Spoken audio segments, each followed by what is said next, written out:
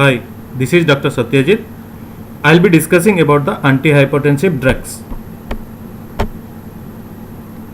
The objective of the session will be to list the major class of antihypertensive and describe the mechanism of action and adverse effects. Second, choose an initial antihypertensive regimen based on the patient's comorbid conditions. To introduce the class of antihypertensive, I am going to show you some diagrams on hypertension. In the diagram, I will discuss about the two major physiological systems which are involved in the development of hypertension. One is renin-angiotensin-aldosterone system and the second is the sympathetic nervous system. You can see here how the response mediated by the sympathetic nervous system and the response mediated by the renin-angiotensin-aldosterone system. When there is a decrease in blood pressure, increased sympathetic activity results in activation of the beta adrenergic receptors on the heart, increased cardiac output and increase in blood pressure. Similarly, activation of the alpha adrenergic receptors in the smooth muscles can increase the peripheral vascular resistance and increase the blood pressure. The renin-angiotensin-aldosterone system act by when there is a decrease in blood pressure, decreased renal blood flow results in increased renin synthesis and ultimately production of angiotensin II, which results in increased peripheral resistance and increase in blood pressure.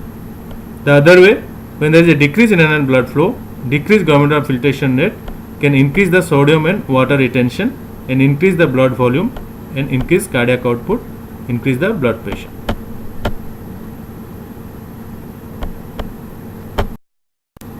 This diagram shows a series of proguanins which are catalyzed by a series of steps involving hormones like renin and enzymes like angiotensin converting enzyme, and net consequence is production of angiotensin II, which is an active product, and aldosterone.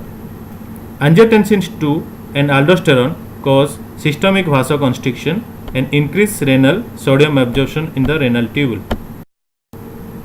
There are 5 distinct types of antihypertensive drugs which interfere with one of the steps shown in the figure.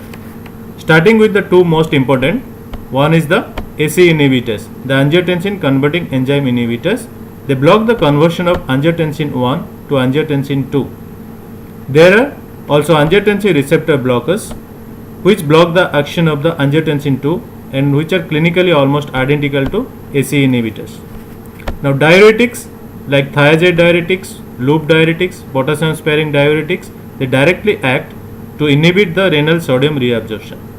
Likewise, there are aldosterone antagonists like spironolactone which inhibit the renal sodium reabsorption. And finally, the newer drug or recently introduced drug is the direct renin inhibitor aliskiren. There are 5 groups of drugs which inhibit the sympathetic nervous system also. Starting with the first one, that is the alpha 2 agonist which decrease the sympathetic impulse from the CNS to heart and arterioles, causing vasodilatation. Then alpha 1 blocker inhibit the sympathetic activation in arteriole, causing vasodilatation. Direct vasodilators, they act on the smooth muscles of the arterioles, causing vasodilatation. Calcium channel blockers block the calcium ion channels in the arterial smooth muscle, causing the vasodilatation. Beta blockers, they decrease the heart rate and myocardial contractility and reducing the cardiac output. So how to remember the classification of antihypertensive drugs? Easier way to remember the drugs are, the first line antihypertensive drugs can be remembered as A, B, C, D. A for AC inhibitors and ARBs, that is angiotensin receptor blockers. B for beta blockers. C for calcium channel blockers. D for diuretics.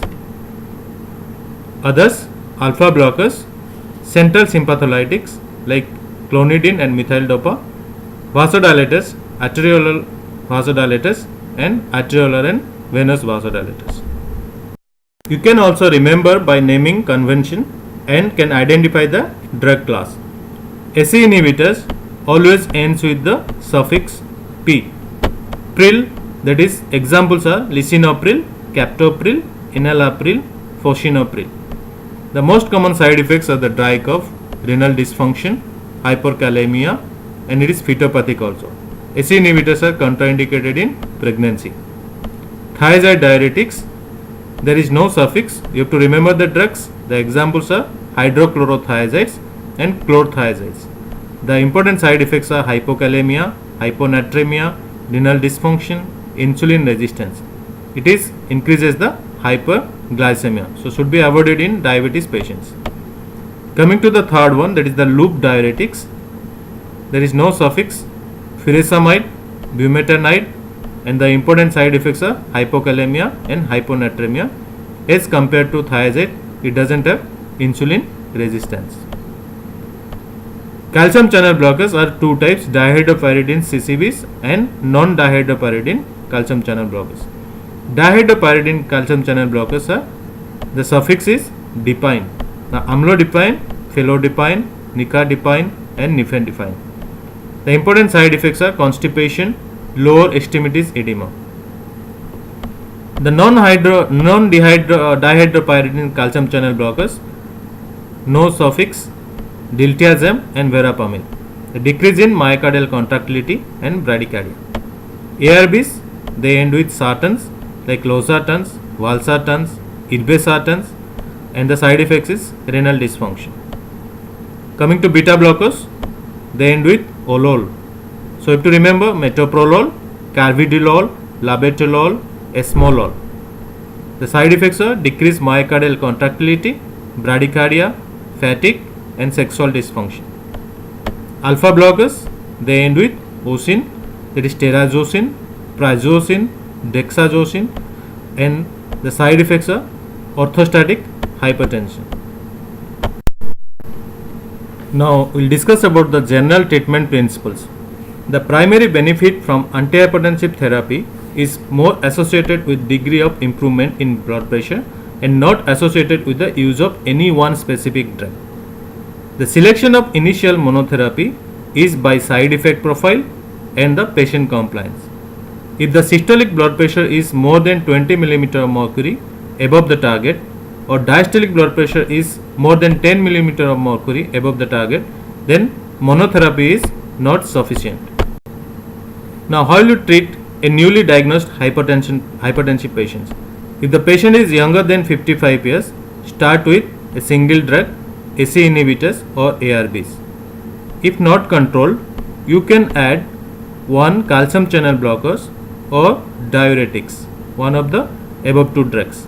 If at all not controlled by these two drugs, then you can give a combination of ACE inhibitors or ARBs, calcium channel blockers and diuretics.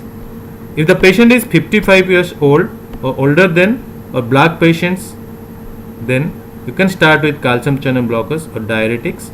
If not controlled, you can add ACE inhibitors or ARBs, and in the third step you can combine all the three drugs.